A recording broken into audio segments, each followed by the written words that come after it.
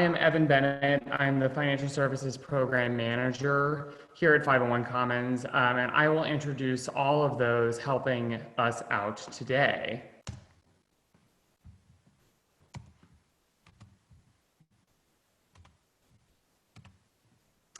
So just to let you know, this is as of 6:25.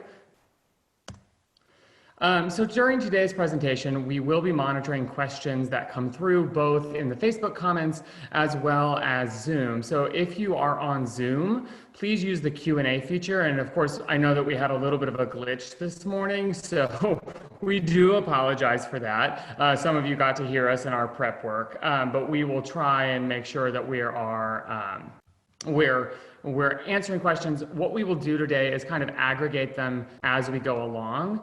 And we will try and present the ones that are the most relevant. So I will be asking a wonderful team of support that we have today. And I'm going to go ahead and introduce them. The people that will be reviewing your comments and kind of sending them to me or to our panelists as we go along are Kendra and Tim. I don't know if they can speak, but they will be the people manning the comments.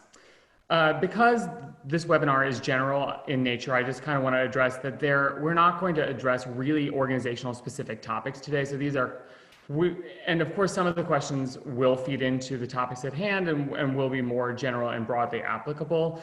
But we wanted to just let you know that if there are a significant number of questions that we don't answer, we'll release an FAQ where we can combine some of these questions together and then send out answers. It'll probably take us about a week to do that, just because we'll want all the panelists to review and to get that back to you. We will also release a recording of today's presentation as well as some additional materials. And you will be able to use this PowerPoint to kind of go through. So for instance, we have a form. If you are seeking support on forgiveness for your PPP loan, obviously we can help you work through kind of the intricacies of your organization. So this link obviously means nothing to you right now, but we'll be able to use this link. You'll be able to use this link to sign up to have us support you throughout your forgiveness work. If you have not done so already, make sure to go ahead and go. And I've asked Kendra and Tim to be able to post this in the FAQ or the Q&A rather, and the comment section on Facebook. Our website has all of the up-to-date documents. So because we only have an hour and 15 minutes with you today, we're not going to go super in depth, if at all, through the tools that 501 Commons has developed, or potentially some of the material that hasn't changed a great deal since the PPP Flexibility Act came out.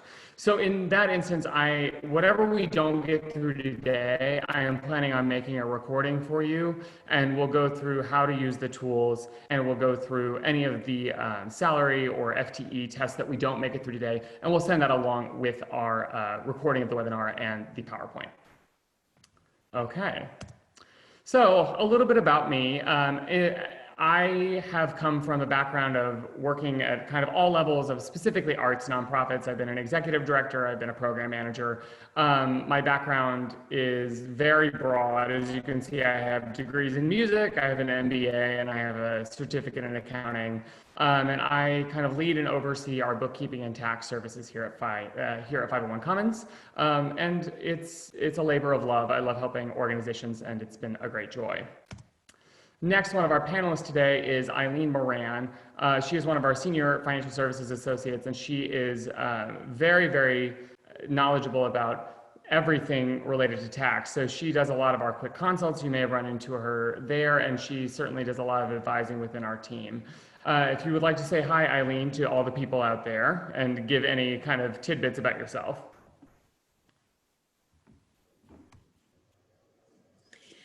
I used to be the lead singer in a rock band when I was in my 20s. There we go. There you go. There you that go. Qualifies me for all of this. All of it. And then next is Del Gaynor, who is part of our executive service corps and does a lot of work with me and Eileen. We've been working pretty closely the last couple of months. Adele has also been integral in working through a lot of the financial fitness work that we've done in training boards and staff for their reading their financials, understanding their financials, and of course, he's had a long and storied career as an accountant, auditor, and has worked with a number of nonprofits. So Del, do you want to say anything about yourself to the people out there? I would just welcome to the seminar and hope they enjoy it. Thank you. And then last but not least, we've got Stacy Krinsky, who is with Beneficial State Bank. If you've worked with 501 Commons throughout your PPP loan application, you know that we have been originating loans and supporting Beneficial as well as NDC. So we've supported clients in going to both of those places. So Stacy has been an avid partner and is very knowledgeable. So she'll be here today doing some of the comments as we go along, but also she'll be presenting some kind of the point of view of what to expect from your lender, how to interact with your lender. And Stacy, do you want to say anything? Nice to see all of you, and I'm proud of you all for surviving the PPP loan application gauntlet.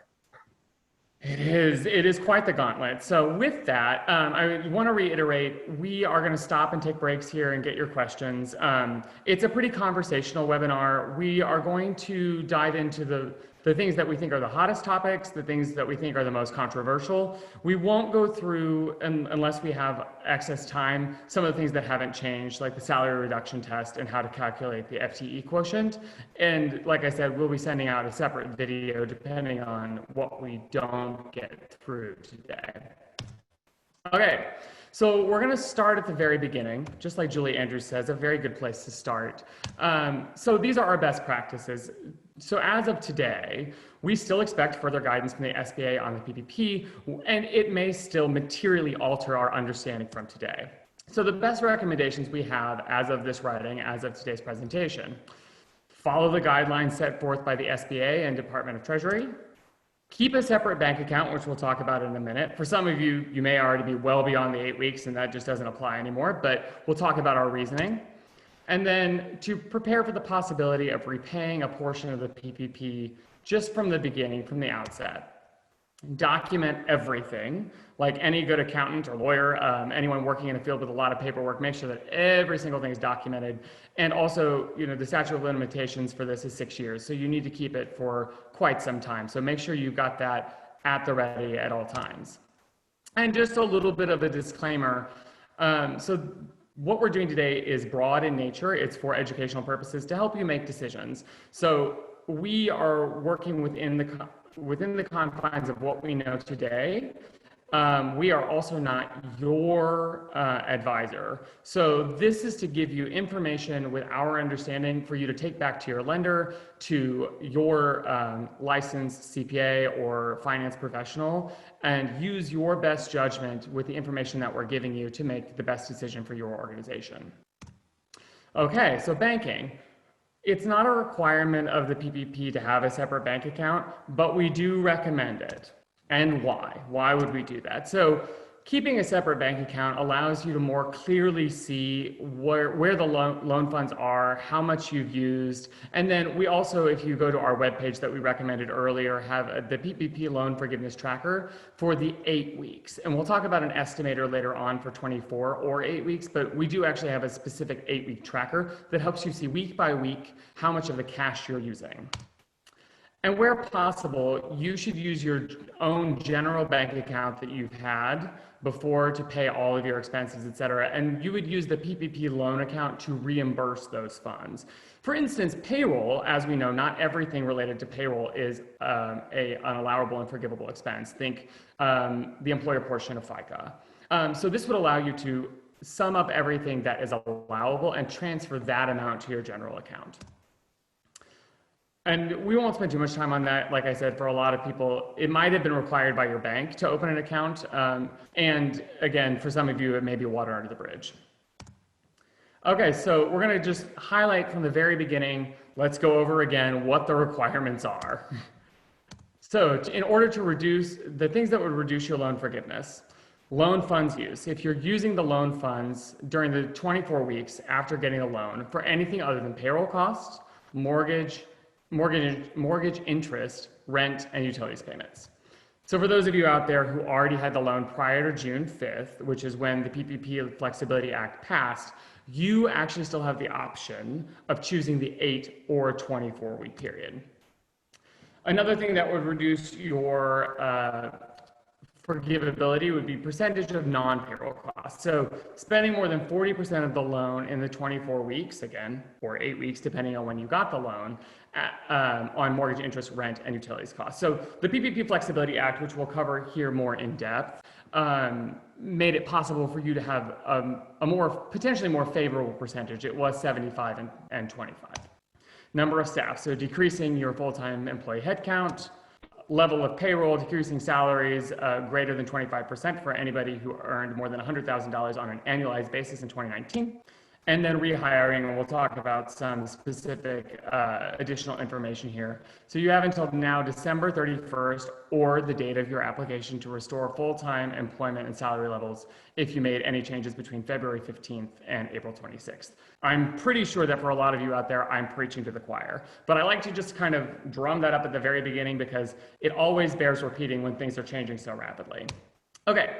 So updates from the Paycheck Protection Program Flexibility Act, which was signed into law on June 5th. So what this did, it extended the loan covered period from 8 weeks to 24 weeks or December 31st, whichever one comes first. If you already have the PPP loan like we covered, you can also opt for the 8-week period. It extending the safe harbor for restorations of wages and full-time equivalent workers from June 30th to now December 31st. Reducing the minimum required spending on payroll costs from 75% to 60%. Creating new safe harbors. So we actually have some new safe harbors because I know that was a concern for a lot of people, especially with a longer period.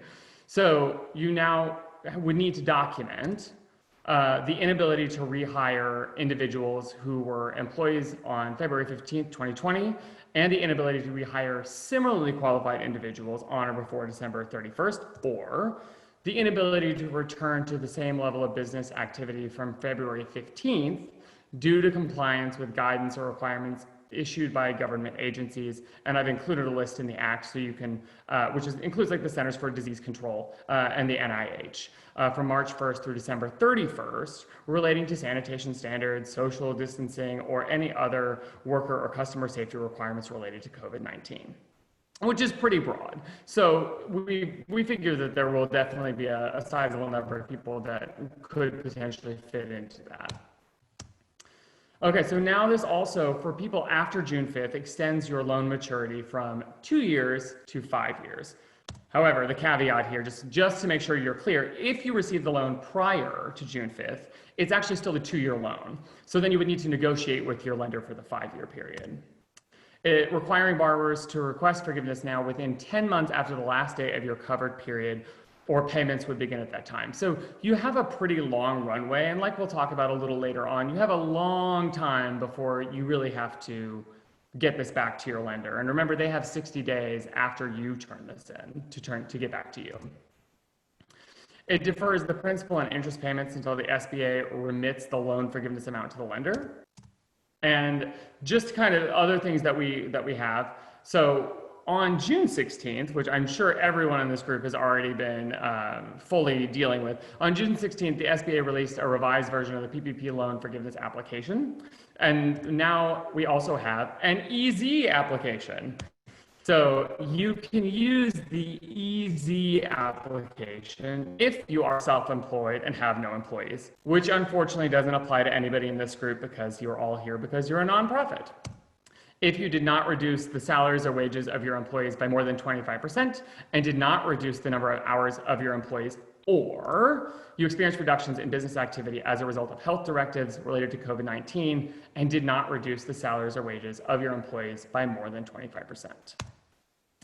Again, if you opt for the EZ, be sure you can easily and thoroughly access your documentation. I cannot say that enough. I think that's one thing that we talk about quite a bit around the PPP is it all comes back to being able to back up your assertions and being able to back up what you're doing. So I think the most important thing is make sure you have everything in writing, in email, in in a form that you can easily access. And I would make sure that it's all together, just so that you can easily see it if you need to pull files from it.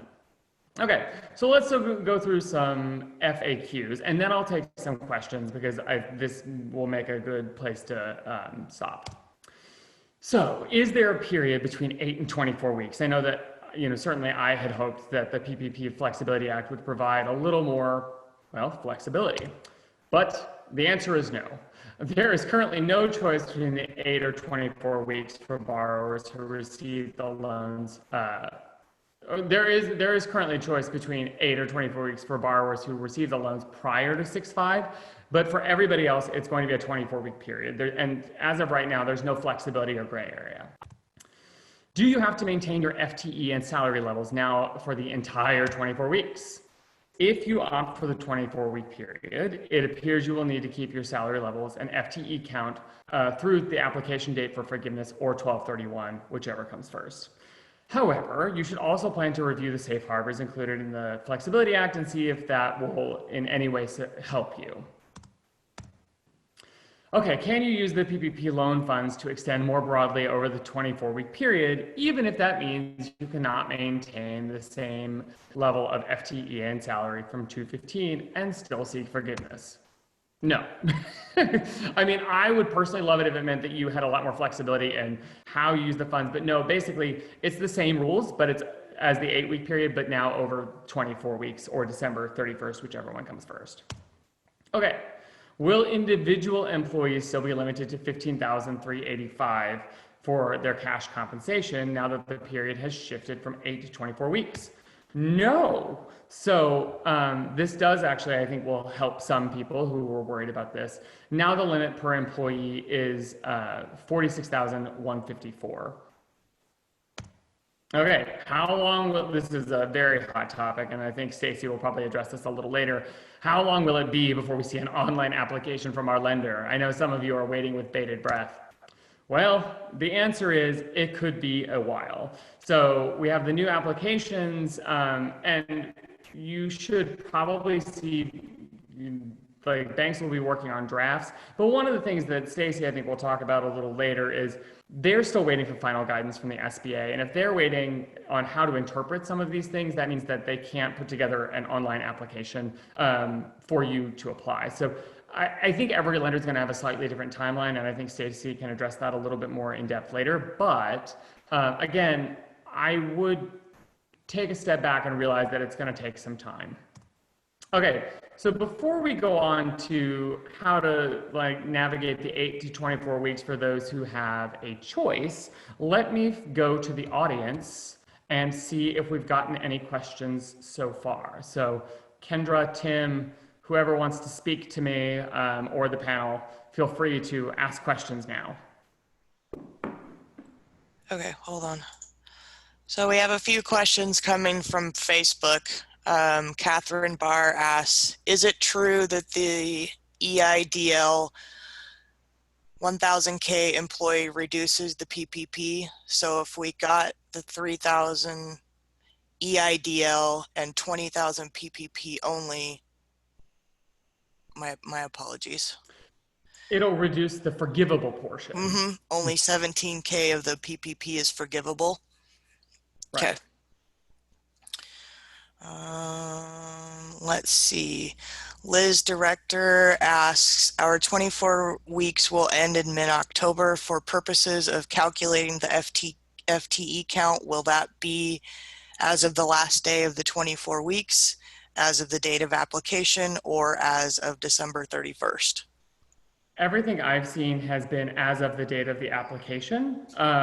So, I mean, it kind of depends. I think that'd actually be a good question potentially to throw out to the panelists as well. What it says in the application is 12/31 or the date of this application. So, I don't know, Stacy, do you have another, or anybody on the panel have a different opinion than that? All right, I'm typing questions, answers as you're saying. Can you say that one more time? My bad. Yeah, so the question was, when they get done with their 24 weeks, which is mid-October, is their FTE as of that end of that period? Is it the date of the application, or is it 12/31? And what the application actually says is it's the date, it's 12/31 or the date that you're applying. That's what the application says, but. Correct. You know, I would follow the guidance of the application. Okay. So I think for right now, again, it's a shifting kind of quicksand situation. For right now, it would be the date of the application or 12/31. Whichever comes first. Want another question, Evan? Sure, one more question and we'll move on. Okay, Lee Butler says, we have retained all staff at 100% of original FTE. If we use the 24-week period but expend 100% of our funds on payroll before the end of 24 weeks, can we apply for forgiveness once funds are expended, or do we have to wait until the end of 24 weeks? So I think there is a little bit of gray area here that you can apply early. However, again, it also depends on when there's actually an application. So it may not be, it may not be that you have much of a choice in the matter. I don't know, Stacey, if you have another viewpoint on that, but I think realistically, and again, we're just kind of, licking our finger and sticking it in the air, but we realistically are expecting the final guidance, which from the SBA, the quote teacher's aid, as I call it, to the banks. We're likely not going to receive that till a few weeks before the first set of folks hit their 24th week. Yeah. So I honestly don't, I mean, it's one of those things, we'll talk about it in a minute. You got to kind of breathe. I mean, I think you do have, there is an example in one of the interim final rules of applying before once funds are expended. However, with people who are at the very beginning of the PPP, you may not really have much of a choice because it may take so long to actually see an application that it may make the choice for you. Cool. Well, we will move on for the moment and thank you, everybody. I like these questions, so keep them coming. Okay, so if you received your loan before June 5th, now we want to talk about which one is better for you. So we have a little bit of a pro-con and kind of help a decision matrix to give you some guidance on which one is going to make the most sense. And for some of you, to be truthful, I have worked with many organizations that basically by the time the Flexibility Act came out, they were well into almost the end of their PPP, 8 weeks, and they'd already expended the money, and there really wasn't much of a choice left. So for some people, the choice, again, may already be made for you. For some people, you may have gotten it later and therefore still have the option to extend it longer. So you would here's some thoughts about the 8 weeks. So the 8 weeks may benefit you more if you were able to spend at least 60% of the loan on allowable payroll costs, so 100% would be great, during your 8-week period. If you are unable to maintain your current FTE or salary levels for the full 24 weeks, which we know a lot of people are kind of banking on the PPP to help buffer salaries or actually keep whole positions. And your organization is not able to maintain the amount of tracking required in the long term. Again, it is tedium, and if you look at the application, everything is line by line.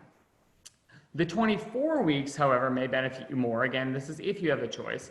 If you need additional time to meet that 60% threshold, if the PPP loan helps offset the burden on your cash reserves and other resources, but is not the sole factor in whether or not you maintain your FTEs or salary levels from 215. So for a lot of people who applied, I mean, I think we worked with several where, they had 6 months of reserves, but the PPP helped ensure longevity and that they didn't have to dip into those funds. So in that case, if you're not planning on needing to reduce salaries and needing to reduce FTE in that 24 weeks in either case, then extending it to 24 weeks just gives you a longer runway. And of course, longer time to actually just see where the dust settles.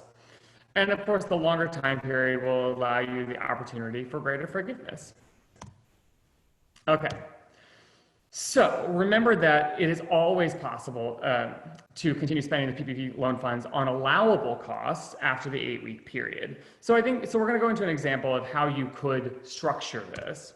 Consider that whether or not it might be prudent to simply continue using the PPP loan funds after your original 8 weeks, even if it means that that portion would convert to a loan due in 2 years at 1% interest with the option to extend to 5. And breathe. Nothing is due in the immediate term. It's unlikely to be. And just given how the PPP has been, it's been a roller coaster, both emotionally and in every other possible way. So I would say take a moment, take a step back. You know, when you get frustrated, just take a step back. So kind of going along in this vein, you know, if you are not able to expend all of the funds during a week period, remember you can still only use the funds afterwards. You know, you have the option of returning them, and then there would be no interest on that.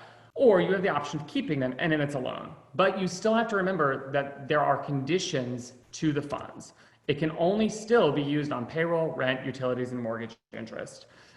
So even if you're keeping the funds, it does not mean that you can somehow then start buying supplies or computers or food, or they always have those conditions, and that was part of the application certifications.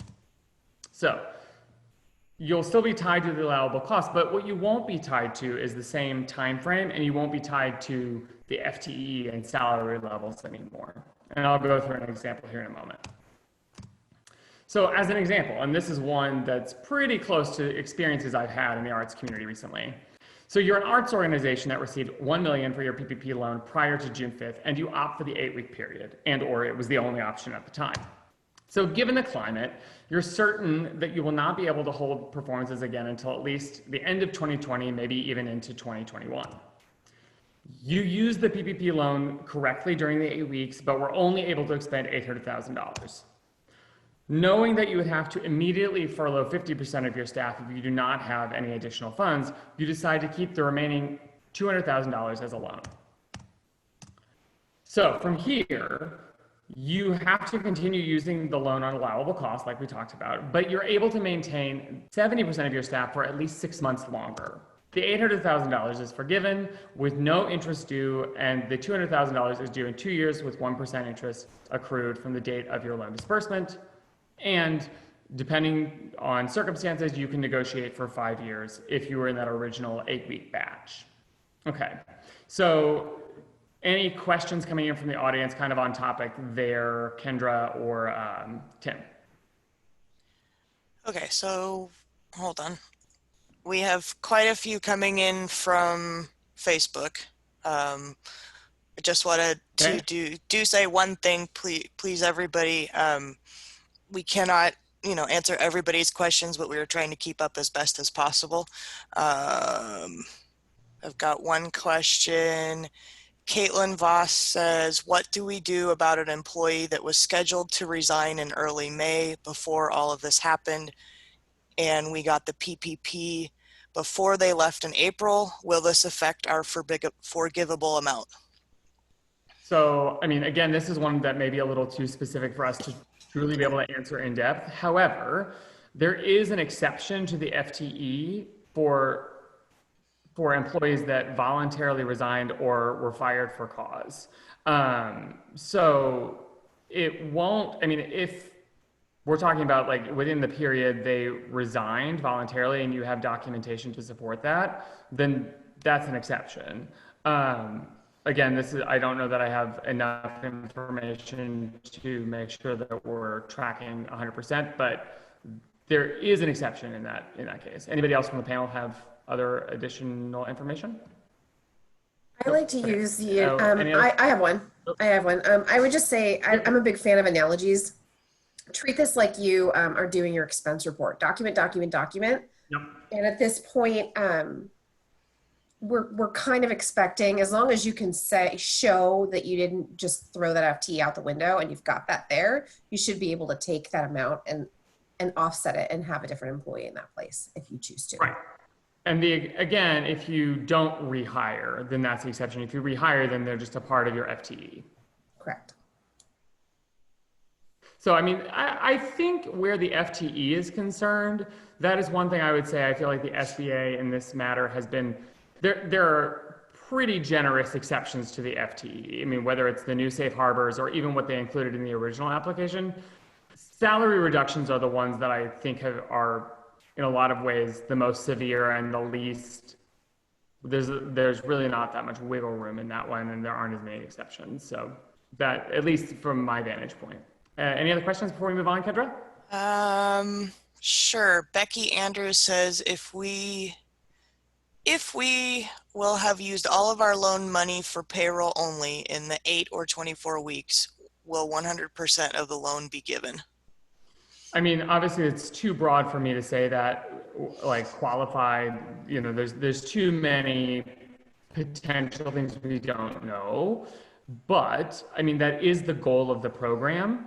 And if you are using it correctly, and that means that salaries are maintained at the same level they were prior to 215, if that means that nothing was reduced, if that means that FTE stayed the same, and 100% is used on payroll, great. And yes, it sounds, again, this is without further information, it sounds like that has a high chance of being forgivable, because 100% on payroll means that you don't have to worry about the 60-40 test, et cetera, et cetera.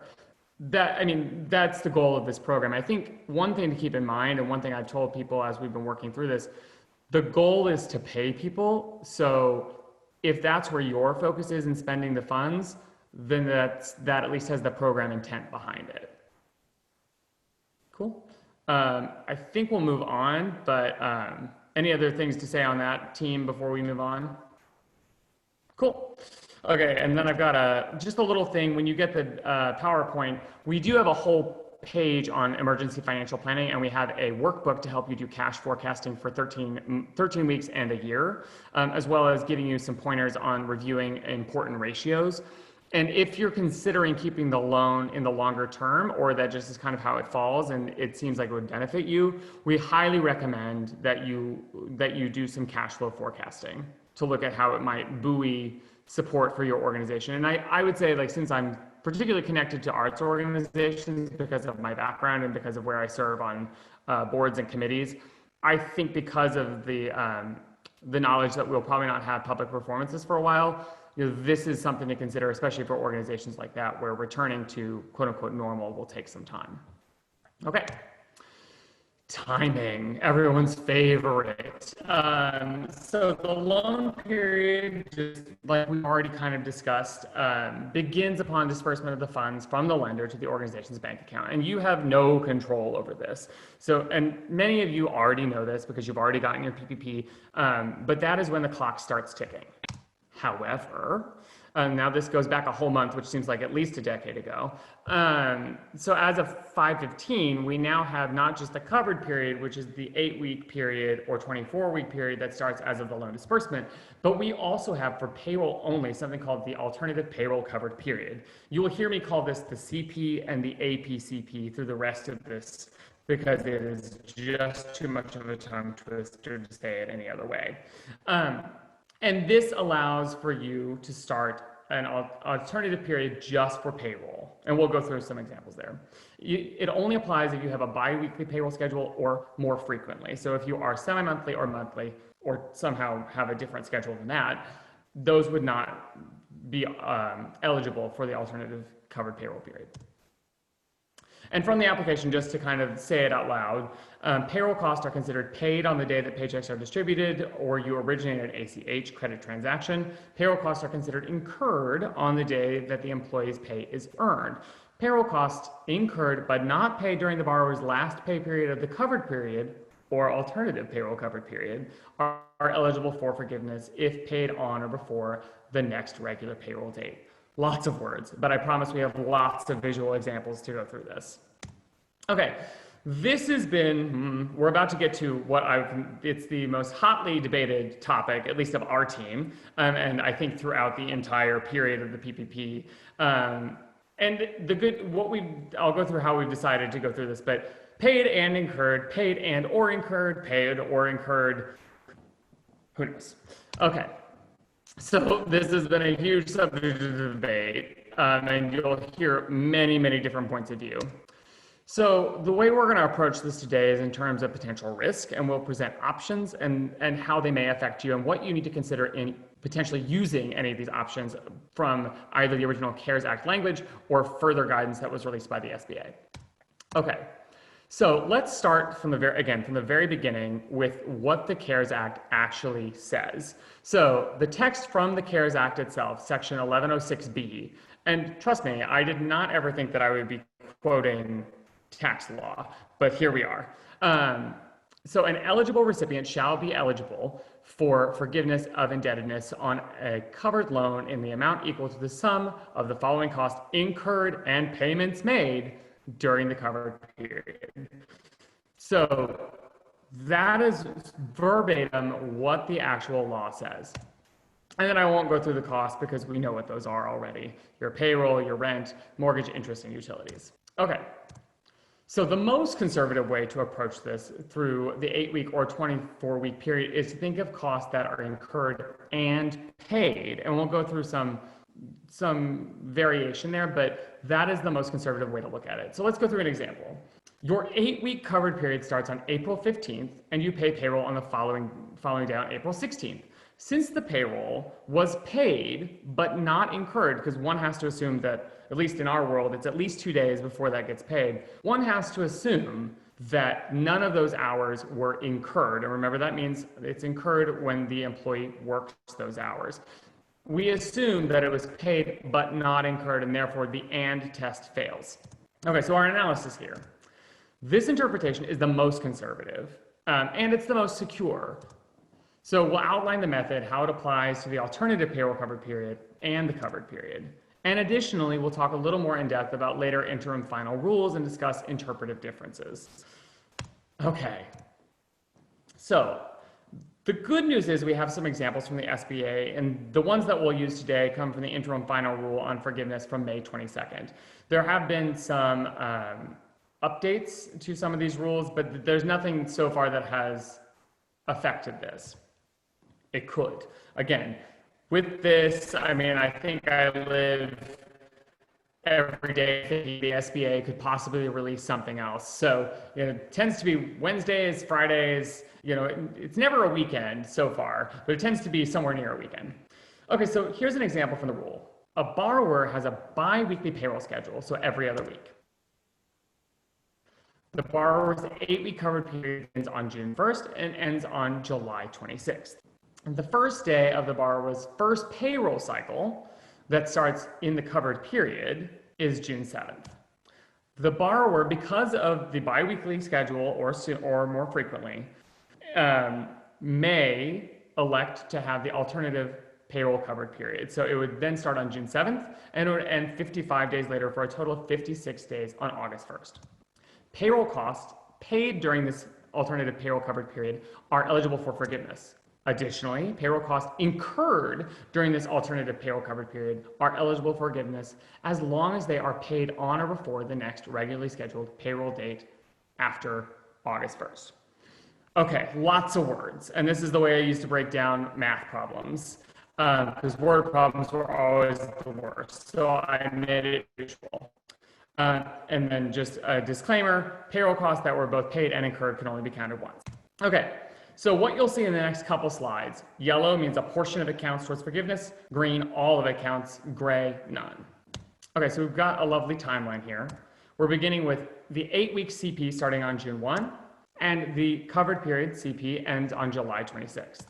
The APCP, remember the first day of the next payroll cycle, starts on June 7th, and it ends on August 1st. Now we've got payroll for June 7th through June 20th, paid on June 26th, paid and fully incurred. Payroll for June 21st through July 4th, paid on July 10th, paid and fully incurred. Payroll for July 5th through the July 18th, paid on July 24th, paid and fully incurred. Remember, the 26th is the beginning of the CP, and we have until August 1st for choosing the APCP. And then payroll for July 19th through August 1st, paid on August 7th, fully incurred but not yet paid. But remember, because of the way the rule is written, if it was incurred but not yet paid, as long as August 7th was the next regularly scheduled payroll date, all of it counts. Okay. I promise once we get through this, I will take questions because I know that this is one of the more scary parts of all of this. Okay. So now we're going to use the same example. We're going to shift the period. We're going to move away from the APCP to the CP, so the covered period. Remember, which starts on June 1st. So under the most conservative method of paid and incurred, you would only be able to include a portion of incurred and paid at the front and incurred but not yet paid at the end of the 8 weeks. So let's kind of move along back to our lovely timeline here. Okay, so now we have the 8-week CP starting on June 1st, and it ends on July 26th. So here we're going to say that we had payroll from May 24th through June 6th, paid on June 12th. So the portion incurred from June 1 onward would be included, but not before.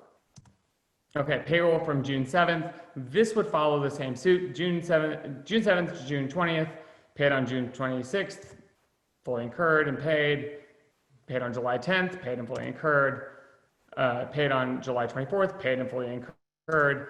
And then at the end of the covered period, we'd have July 19th to August 1st, paid on August 7th. So incurred through July 26th, because remember, that's the end of our covered period if we're using that. And then as long as it's paid on or before the next payroll date, that portion incurred to the 26th would be allowed. Evan, can I interject one comment here? Yeah. The reason for the alternative payroll period is to make it easier on the borrower for their Administrative burden. bookkeeping. Yeah. And that's why they did it, because Treasury thinks that it will produce the same forgivable amount as the demonstration that Evan just made. It's just for convenience. Right, because otherwise that was a major consideration at the very beginning. Again, when you don't have any control over when this starts, you know, you get your disbursement on a Saturday night, and you know that isn't the way your work weeks work, and you know that caused a lot of confusion. So it is for it to reduce administrative burden. Thank you, Eileen. Okay, so now we're going to go into the gray area, as my colleague Del likes to say. So the same interim final rule released on May 22nd on loan forgiveness adds a gray area and room for interpretation. So from the rule, when must payroll costs be incurred and or paid to be eligible for forgiveness? In general, payroll costs paid or incurred. Now here's where we just took a huge departure from and to or. And I'm sure that no one here ever thought that one little word would be the subject of such hot debate.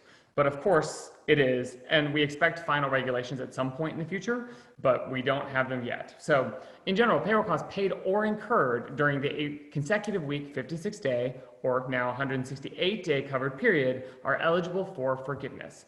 Borrowers may seek forgiveness for payroll costs, blah, blah, blah, on either the date of disbursement of the borrower's PPP loan, which is the CP, or the first day of the first payroll cycle in the covered period, which again is the APCP.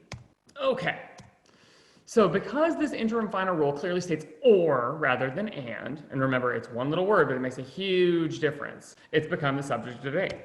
So in the next segment, what we're going to review is a less conservative way of looking at paid or incurred. However, you know, to give you some solace here, you know, we are looking at other CPA organizations like the WSCPA who have gone this direction. So it's not without backing and it's not without clear rationale. So we'll go through it. And again, our point of view here today is that we are here to give you educated information so that you can make decisions for your business. And ultimately it has to do with risk and it has to do with your lender. So the methodology that we'll talk about is less conservative, and it's possible that later regulations will clarify its validity or not. However, I do think it's really valuable to show it to you today. And again, you should contact your lender and your licensed professional or finance professional that you're working with to comb through and make decisions. So we're going to use the same example again.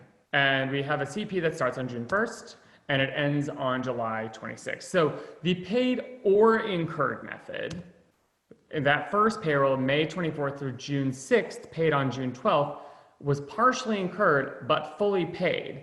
And since it would pass the paid or incurred test, it's either or, the totality of it is allowed.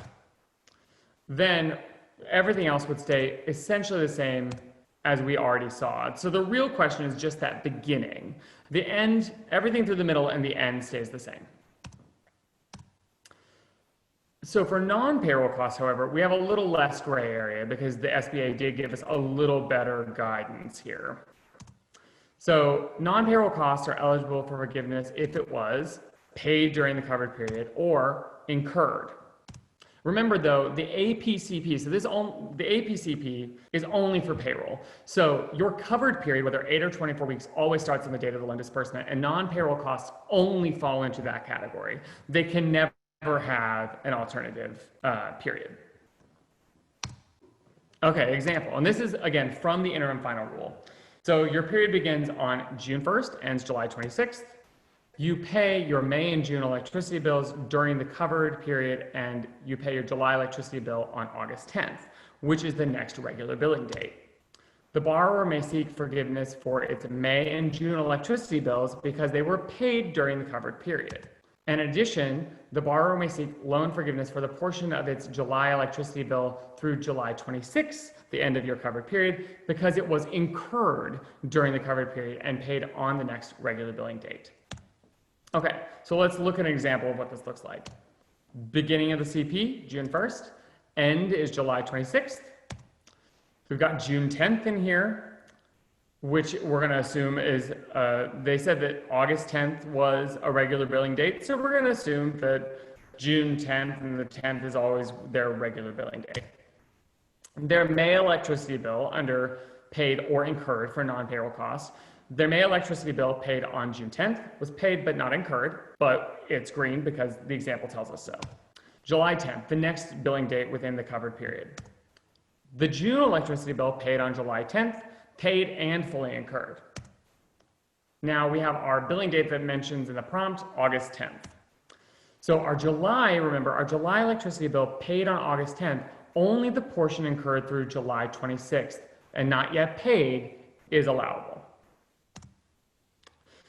And then just for good measure, I decided to go one step more conservative, even though I think we all have broad agreement that because it's an example from the SBA itself, that first way of viewing non-payroll costs will be fine. But just to play devil's advocate, I've gone one step more conservative and done paid and incurred, also just to give you an example of what that looks like for non-payroll costs. Our timeline, 8-week CP starts on June 1st. It ends on July 26th. We've got our June 10 billing date and our May. So remember, May was paid but not incurred during the period. So that would not be allowed.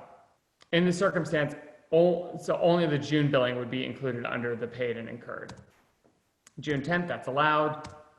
August 10th, and the prompt already gives us this information. The incurred portion to the 26th would be allowed. Okay, so that is a ton of information. Why don't we take some questions and see how we're doing? Take the temperature of the room. How are we doing over there, Kendra?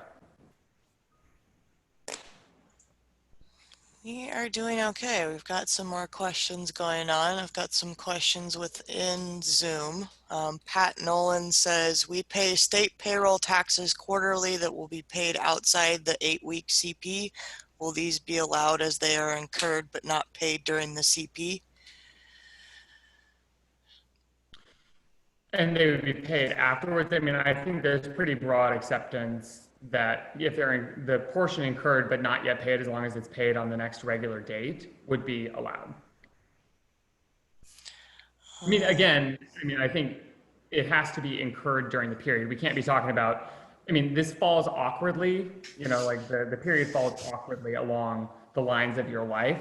So, these are all quarterly taxes. So you have a full quarter normally, and you've got 8 weeks that could transverse different periods for your tax life. But in general, the portion incurred but not yet paid, I think we have broad consensus would be allowable. Is it panel? Yes. Agreed. Agreed.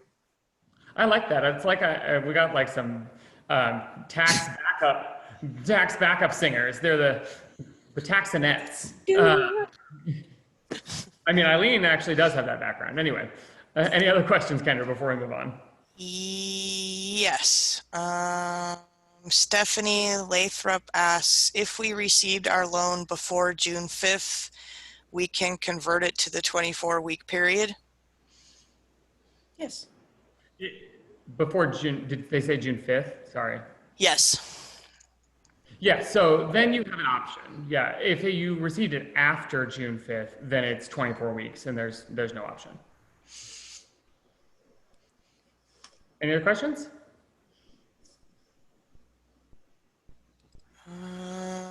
Did you still want me to answer that in the third one? Say again? I got a message that you, from, Oh, I think from Stacy. Eileen, that's from me. There's a few questions that are in there that I wasn't entirely sure I could answer accurately. So I need a full tax professional, not just a banker brain. Hopeful we can read out the question. Do you want me to read the question and then I'll answer it? Yeah. Okay, from June. Will I be forgiven for increased payroll costs during the covered period because of implementing hazard pay? What about paying out PTO? If you increase wages for those two reasons, for example, they are part of the forgiveness calculation. So the short answer is yes. Whether you'll be forgiven or not is a multi-part test. So it also depends on your FTE calculation. But basically, yes. You should probably do a pro forma to make sure that you're meeting the FTE requirement probably before you pay this out, unless, of course, you are willing to pay it out anyway, even if it's coming out of your own pocket and not against the PPP dollars. But the short answer is yes.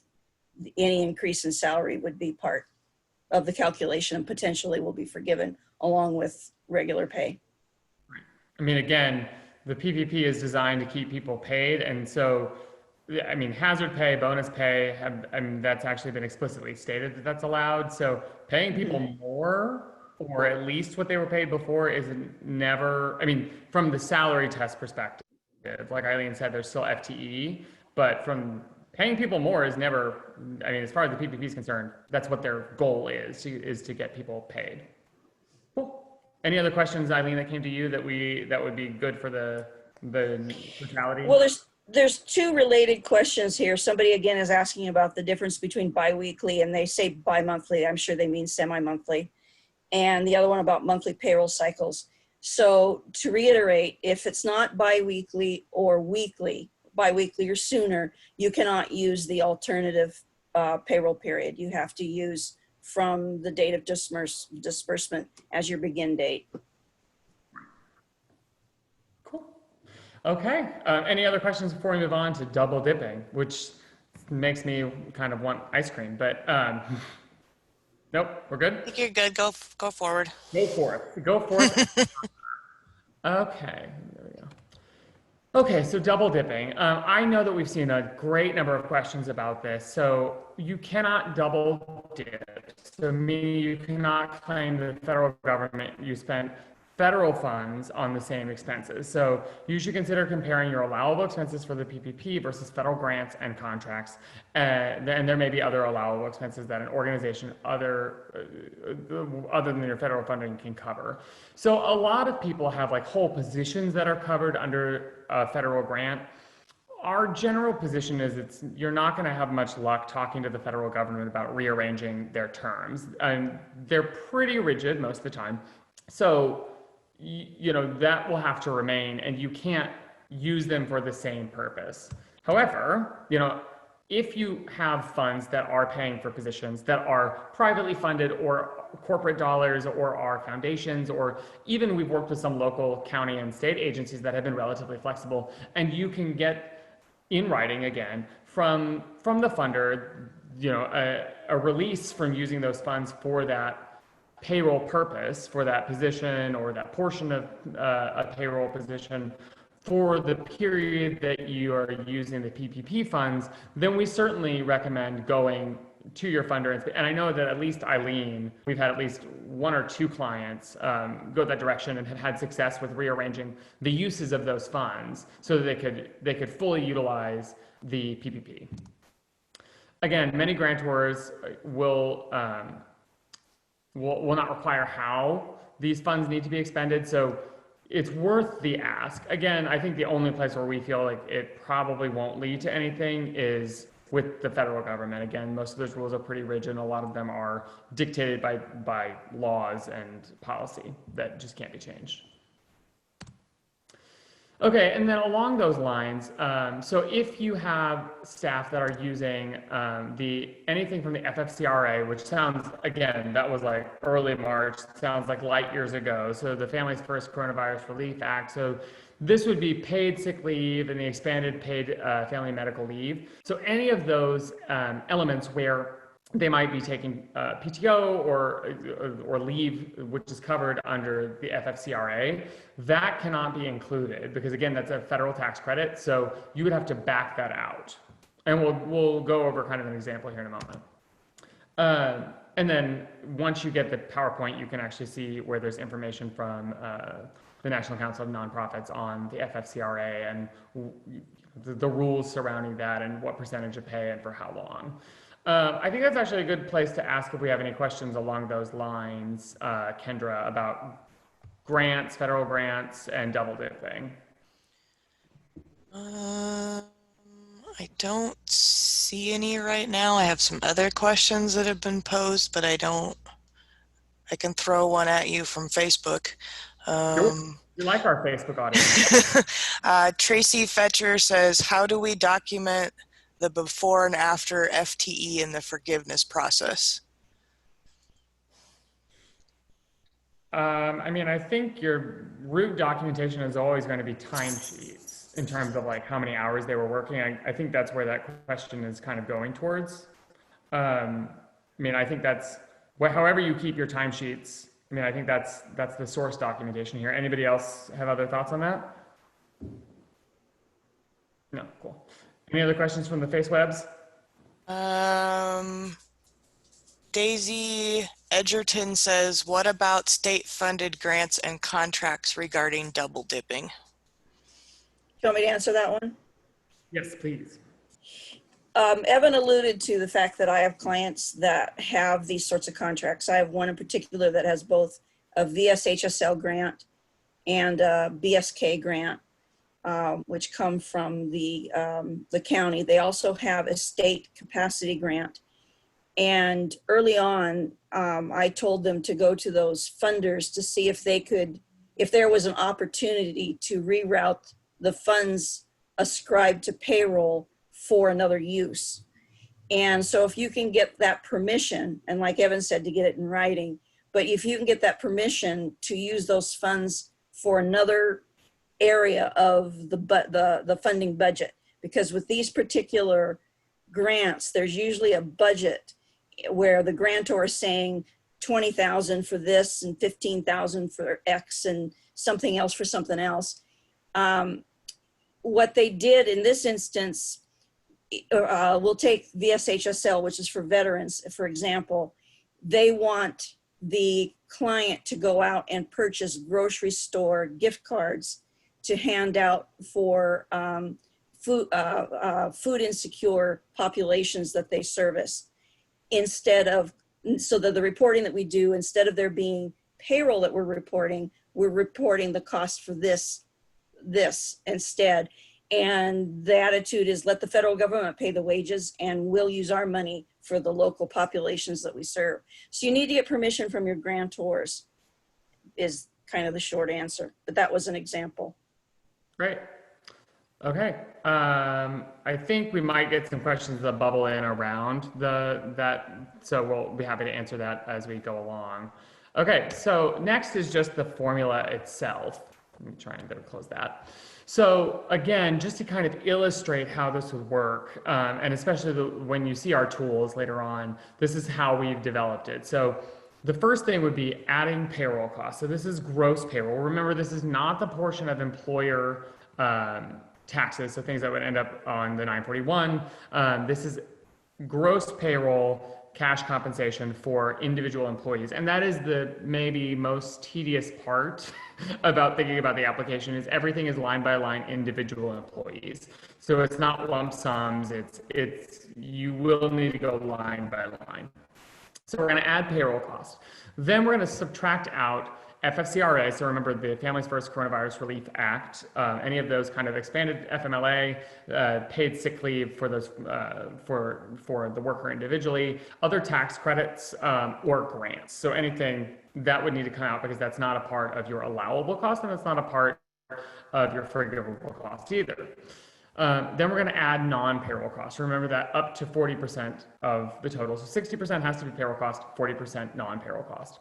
Then we're going to subtract the greater than 25% salary and wage reduction, which again, we're not necessarily going to cover. We have about 15 minutes left, so we might, depending on interest, or we might just take more questions. And then we're going to multiply that by the FTE quotient. So for instance, you know, if you didn't reduce FTE at all, this quotient would be 1. And there actually are a number of different options. You know, if you absolutely didn't and you know that you didn't, and it's an easy tell, easy to prove, there's a checkbox on the application, then you don't have to go any further. And then this is going to equal our modified total. So then we're going to compare 3 numbers, and the modified total is one of them. And then that's how we're going to get our forgivable amount. And again, the work that we have doesn't have the EIDL advance in there because it's not clear on the application, you know, where that gets subtracted, but we do know that it will be deducted from your forgivable amount. So that's the last slide we have on the PPP calculations. The next section, we're going to talk about lenders, what's going on with the lenders, how to speak to your lender and be in good contact. So before we move on to that, are there any other questions, Kendra, that are about the PPP before we kind of move on to just speaking to the lenders? Evan, can I add something? Yes, I always like it. Onto the payroll costs, I'm sure everybody's aware of it, just to underline the fact that the payroll costs are not just the wages that you're paying, but also the benefits in terms of retirement benefits and health insurance. So PTO, I saw a question on that. Yes, PTO is allowable. So those are all payroll costs as opposed to just the dollars you're paying in direct salary. Right. Thank you, Dal. That is a wonderful addition. Okay, Kendra, any things from the audience, from the interworld? Amy is asking, is there any thought being given to have a webinar that takes you through the loan forgiveness application line by line? I'm throwing it out there for you. At the moment, no. Not to say that we wouldn't entertain. The issue is that, like everyone probably saw on the front end, there is variance between what the SBA releases as an example and what each lender will have. So, I mean, I can open that up to Stacy as well. So I don't know how helpful it will be until there are actual applications in the world, because there was variance in what documents were required, in the flow of the applications on the front end, and it would be my assumption that there will be variance lender to lender on the back end too. So most people are not going to be just filling out the PDF from the SBA and turning it in. Stacy, any other thoughts on that? Correct. I would just go under the assumption at this point, the way that the lender accepted your documents is going to be the same way they're going to accept your forgiveness documents. So each of us are a little bit different. So again, we'll release a video of how to use our tools that we've created, which follow the application.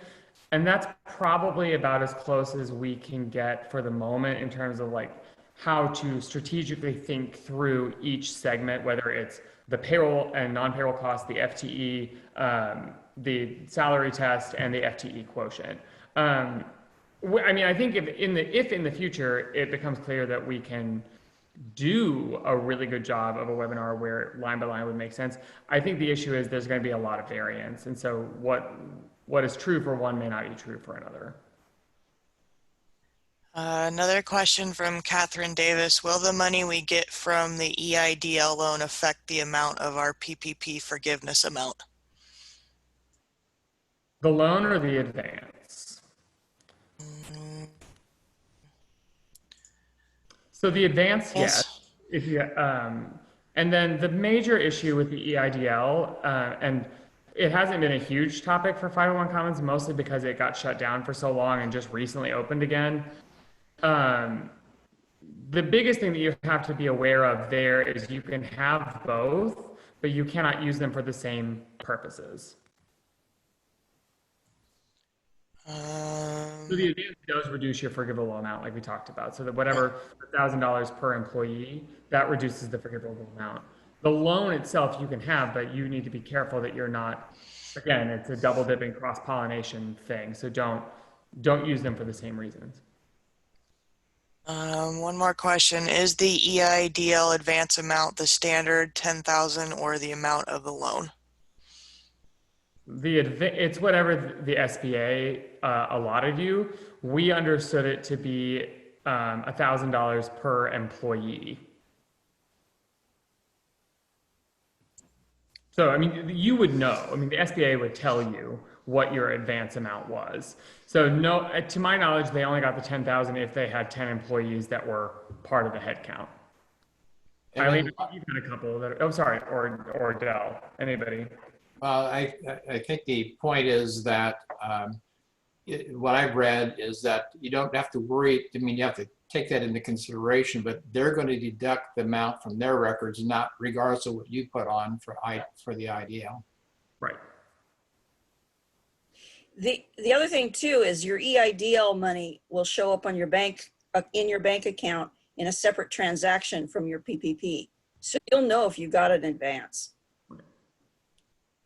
There's no way to not know because it is a separate transaction. It's not lumped together.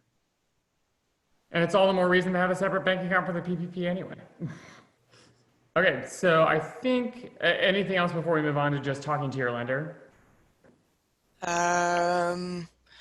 Thea Lacrosse says, so we won't fill out the easy form, but wait for our lender to come up with their own? Yes. I mean, definitely don't go out, fill out the form and send it to your lender. They will not like that.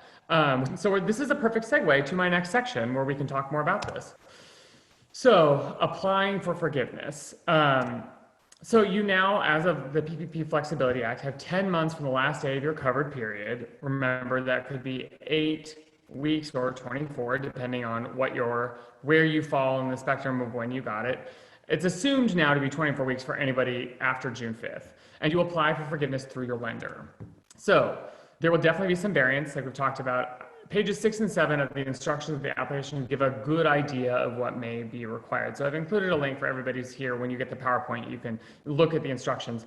Again, I mean, we worked with Beneficial and NDC to help originate loans. And there were definitely variances. I mean, there were bank-specific documents that didn't apply to the other. And the applications flowed differently depending on what platform they used. So, there's not like a hard and fast rule. And again, the lenders we're working with expect that there will be some time before you can apply. So continue to stay in contact with your lender and be patient. But I've got one more slide and then this is where I let Stacy take the floor here. So here are some questions that I thought of and that might spark conversation for Stacy to just kind of give you a perspective from the lender, including things like, don't send me the SBA form because that's not what I'm actually going to need. So when should you expect to see a forgiveness application from your lender? What is the best way to keep in touch with your lender surrounding the changes with the PPP? Again, for all of you that didn't know, Stacy has brilliantly somehow been able to, I think you started 100 different loans and you've gotten 100 different loans approved somewhere in there. So that's 100 different organizations that Stacy has supported. And she's probably not alone in those kinds of numbers. So remember, they got a lot of you. And what are the do's and don'ts of communication with your lenders at this time and of uncertainty? So Stacy, with that, I want to just give you a moment to just kind of give your perspective, how to talk to you, but any of the lenders.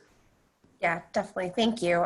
So yeah, I'm sure you all probably are exhausted because this process was just as arduous to you as it was to us. It was often like trying to build an airplane in the sky with popsicle sticks, glue, and spit, and it was a process. I get it.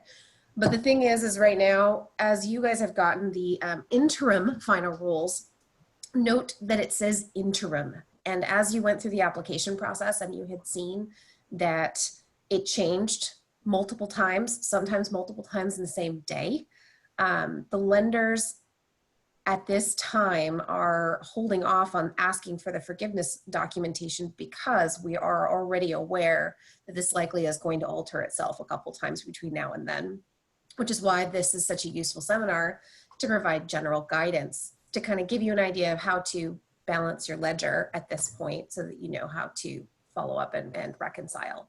At this point, treat your lender experience as you took the application. So they're likely, and I can't say a guarantee to everyone, I can speak only for myself and beneficial state, but for the most part, all of us are going to take your forgiveness documentation the same way we took your application, because all of that documentation is already housed in whatever online mechanism that we had utilized already. So just be patient. And as Evan so graciously said, yes, and I'm actually not even a lender, I'm a deposit manager. I have accepted and completed 100 loan applications that I have dispersed. A lot of us have done anywhere between 100 to 300, and some financial institutions chose to just have their SBA partners do that. So some of those SBA partners may have 1,000. You just don't know. So asking a lot of questions right now, you can ask general questions, but just be patient with them. They are just as eager to get you into the forgiveness portal as possible. But right now, the SBA has not opened the portal for us to even send in your forgiveness information, even if you did attempt to send it to us. So do's and don'ts of your communication with your lender, I would just say try to be nice. I know we're going to try to be nice too. I get that some of you, I've had lots of conversations with folks that maybe didn't have the most communicable lender. Feel free to reach out. I know 501 Commons has been an extremely useful resource, so please reach out to them. Any questions they can't answer, I'm happy to try to do my best to answer. So just know that we're all in a community here together, and that we're all here to try to provide as much guidance, but expect that you likely will not hear the word of the law, or we will not have the teacher's guide likely till a few weeks before the first set hit their 24th week. Yeah, so, and I think along with that, and Stacy, thank you for kind of highlighting that, because I think that's one of the biggest and most nerve-wracking things. Again, breathe. I think, and we have the form that, again, will be in that first slide that you can use to seek PPP forgiveness support. And what we're doing right now is basically looking at what you have, helping you use the tools that we've developed, but also just helping answer questions. So, we're here to support you, and we're happy to help. And again, in this kind of generalized atmosphere, we can't get into too many specifics. So working with us on a one-on-one basis, we can. I think we've got, it's now 12:43. There we go. I'm actually in Central, so right now it's 2:43 for me. We have a couple minutes left, so I want to leave the floor open for some questions. I will create a video of me going through what we'll call the appendices to this, which is going through the 25% reduction test, as well as the FTE quotient and the documents, and those will come out with the PowerPoint and the recording of today's webinar. So look for that more than likely tomorrow. And then FAQs, if we have enough questions that we haven't answered, we'll aggregate them, and it will probably take us a week to turn around an FAQ. So Kendra, with that, any questions? Yes, Donna says, did the PPP loans open up to businesses that employed people later than the original dates in January? Okay. I don't know that I understand the question. You had to Did be they a open going, up to businesses? well, you had to be a going concern on February 15th of 20. Yes. Yeah. Okay. I think, yeah, that makes sense. Yeah, I mean, you had to be a business prior to 2/15. Melody Myers says, we received notice from our bank that we now have 24 weeks. We kept all staff at their FTE. We have not used the full amount on the loan in the 8 weeks. Our rent utilities is lower than 10%. Can we use funds to pay another month of rent? Can I answer this one? Please do. All right. The notice that you have 24 weeks is basically telling you the same thing we just did in this presentation, that if you received your funds prior to June 5th, you have the option of choosing 8 or 24. They're being proactive and letting you know. The question went away. I was reading it. Sorry, I'm so fast. It's So that's how I got a short attention span. And can you put the question back up? There you go. We've not used the full amount of the loan in the 8 weeks. You probably should work on a pro forma and determine whether choosing the 24-week period is more beneficial to you or increases the chances of you consuming or having most of it forgiven. Your rent and utilities are lower than 10%. In that instance, the 24 weeks may be more beneficial to you so that you can consume more of the funds. But a lot of that, again, is going to be based on your FTE calculations and stuff like that. It's not just consuming all the funds. You have these other tests, these other hoops you have to jump through in order to determine how much is forgivable. Right. Can you pay another month's of rent? Well, yeah, you've got a 60-40. If you go to, you have 60-40 now instead of the old 75-25, and you've only got 10%. So if you're doing well on the 60% portion, then keep paying the other, I would think keep paying the rest, keep paying rent, utilities and stuff like that. Do you agree, Evan? Yeah, I mean, I think, and I love Dell's thoughts too, or Stacy's, but I think what it sounds like is you need to dig deep and review what it means for your salary and FTE levels, because you need to make a choice then. If you're not going to be able to maintain salary and FTE levels for the full 24 weeks, and or, I mean, that's really the question. If you would have to furlough staff, et cetera, but you could pay an extra month of rent, then the better option is to consider, do I keep the 8 weeks, give the money back, or use that portion of the money to extend over whatever period I have left as a loan? Does anybody else have thoughts on that? What I would say is that at the end of 8 weeks, you may be looking like you have to pay money back because it's not forgiven. So just consider that going forward, that may be the situation where you have to pay that back, because it's going to be anywhere between now and 10 months before you actually make application for forgiveness. And by that time, we're going to know whether the 24-week period and the rules connected it are either favorable for us or not favorable for us.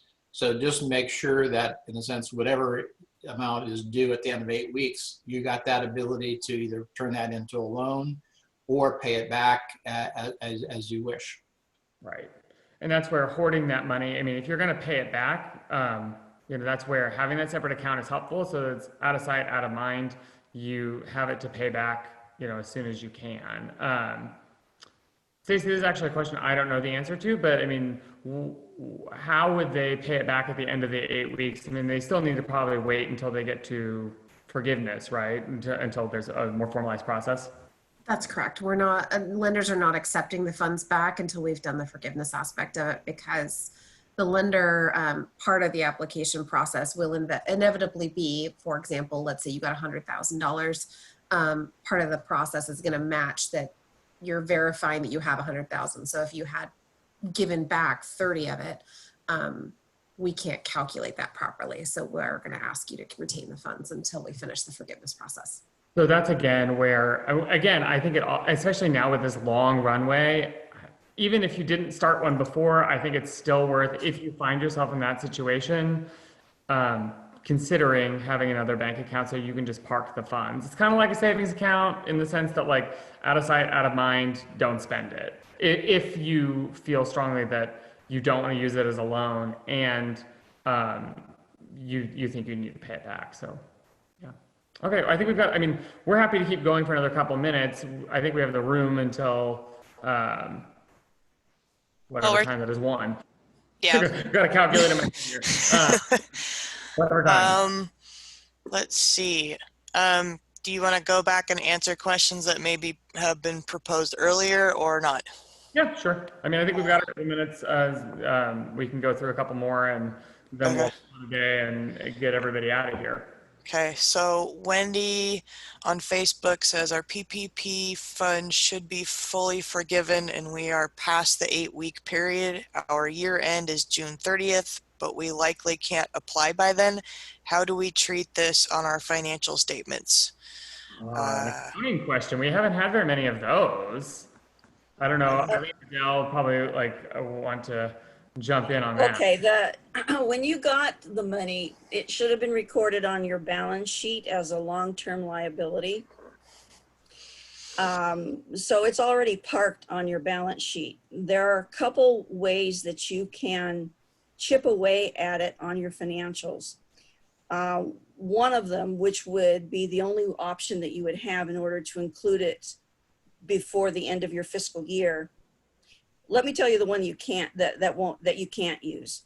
You can wait for forgiveness, and what you're doing is on a monthly basis, you're going to move from the long-term liability to a current liability that amount that you've consumed.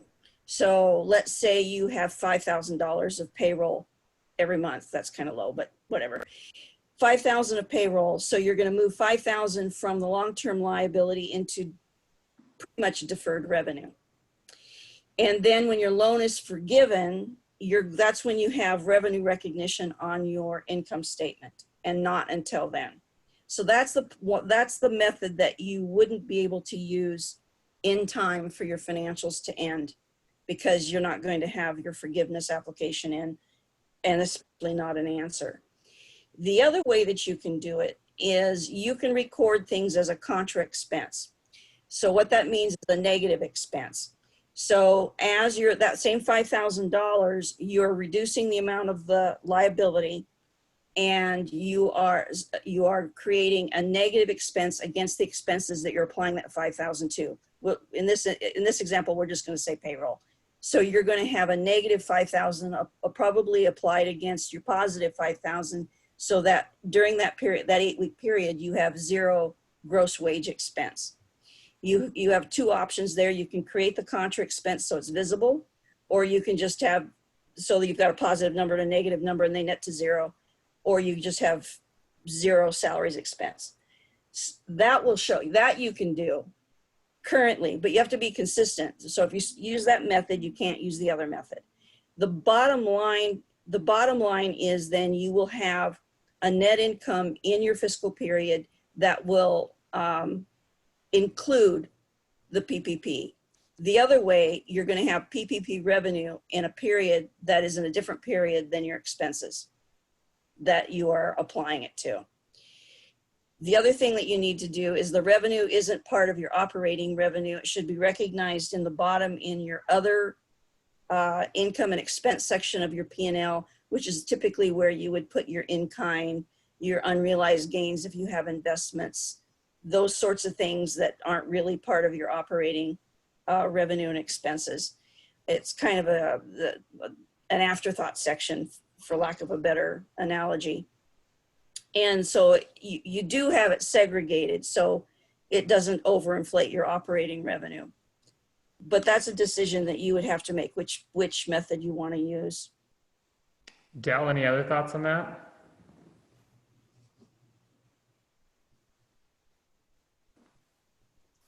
I'll pass on it. Thank you. Okay. Okay, I think we've got time for one last question, and then that will close out our webinar for today. Alrighty, how about Jesse Franklin says, so if we are 1,000 short in 8 weeks on a 56K loan, then so long as we maintain FTEs and salaries for 24 weeks, we may as well elect the 24 weeks and run payroll again from our separate PPP account. This would mean we would need to transfer a fair amount to the separate account in order to cover the full amount of payroll. Then will we be out of PPP funds in week 10 of the CP? I mean, I'm not sure I entirely understand the account part of it, but I mean, if you feel confident, so like we said in one of the matrices earlier, matrices rather, the choice is if you feel confident after the PPP is over that you have the cash or revenue to cover payroll and FTE and keep that consistent. Um, and it just allows you to spend that $1,000, which increases your ability of having forgiveness. And you can extend that all the way through this period that we're talking about, and you feel confident, and that's a decision again that you have to make, and we can't, without more information, help you with. But then that seems like a viable option. Like again, if you have the reserves or you have the money coming in to be able to cover payroll without any break in furloughs or without having people furloughed, et cetera, then yeah, I mean, then you have the opportunity to spend the funds. If, however, the PPP ends and you're like, then everyone's furloughed, then that's where we get into the question of, is it a loan and you want to keep using the funds because it helps offset something that's allowable? Remember, allowable payroll, rent, mortgage interest, utilities. Or is it a park in an account and give it back? Okay. I think that is, well, we could do one more if it's short.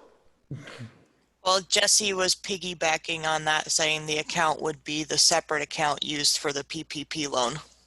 I would go back to using, I mean, once you're done and expended all the PPP funds, then you would go back to using whatever account you used before. I don't think you need to keep using, the whole purpose of having the separate PPP account is so that you can see the PPP balance, like the cash balance of the funds. So once those are expended, then at least the way that I, in my mind, imagine is you would go back to using your general account or whatever checking account you used before. Anybody else? Thoughts?